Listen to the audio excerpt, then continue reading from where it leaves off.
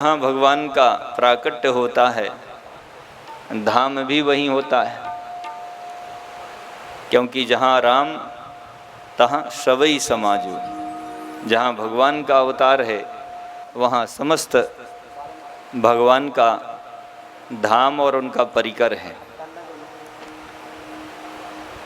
भगवान के नाम की ऐसी महिमा है कि कोई कैसा भी पतित हो, कैसा भी उसका हृदय कलुषित हो, विषय विकारों से ग्रस्त हो, माया मोह से घिरा हुआ हो, लेकिन यदि वह भगवान के नाम का उच्चारण करता है, जप करता है, स्मरण करता है, तो वह माया मोह से शीघ्र छुटकारा पा जाता है।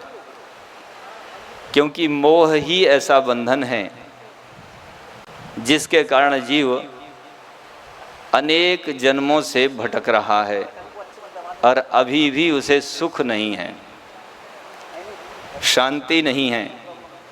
क्योंकि जिस सुख के लिए वह चाह करता है वह सुख उसे नहीं मिलता, और यदि मिलता है तो उसके भोगने की जो सामर्थ्य है वह सदा एक सी नहीं रहती।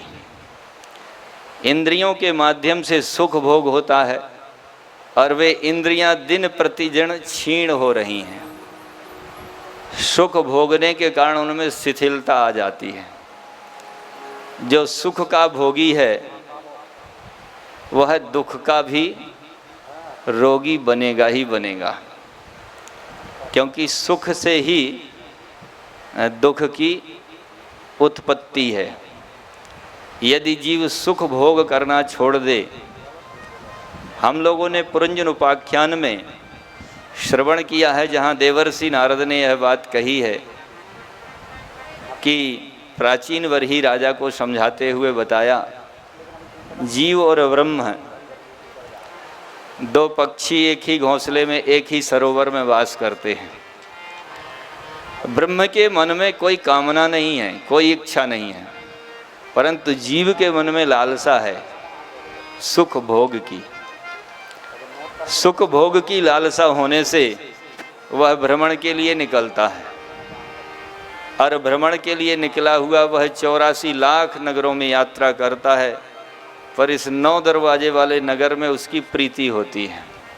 काहे को? क्योंकि वह 9 इंद्रियों से सुख भोग करता है,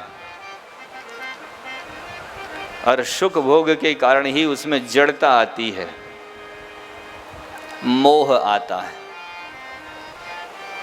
श्री रामचरितमानस में गोस्वामी जी महाराज कहते, मोह सकल व्याधिन कर मूला। समस्त व्याधियों की जड़ है मोह, और मोह के कारण ही वह अंधकार है जिससे हमें प्रकाश की किरण दिखाई ही नहीं देती। विवेक रूपी प्रकाश का आश्रय हम ले नहीं पाते। यद्यपि परमात्मा ने सबको दे रखा है, परमात्मा ने हमें व्यवस्था से संपन्न करके भेजा है। किसी के आश्रय की कोई आवश्यकता नहीं। आपके पास वह सामर्थ्य है, परमात्मा ने आपको दी है। आप उस अपने विवेक रूपी सामर्थ्य का उपयोग करें, आपको सत असत का ज्ञान हो जाएगा। सभी को पता है कि मैं अच्छा कर रहा हूँ या बुरा, सब जानते हैं। कितना भी पतित से पतित अंतःकरण कितना भी मैला हो जाए, परंतु उसके अंतःकरण में एक बार यह बात उठती है कि तुम ठीक कर रहे हो या गलत कर रहे हो। तो यह प्रेरणा कौन देता है? परमात्मा का दिया हुआ वरदान विवेक, वह हमें सचेष्ट करता है। उस विवेक का आश्रय लेने से हमें प्रकाश प्राप्त होता है, और उस प्रकाश में हम चल सकते हैं।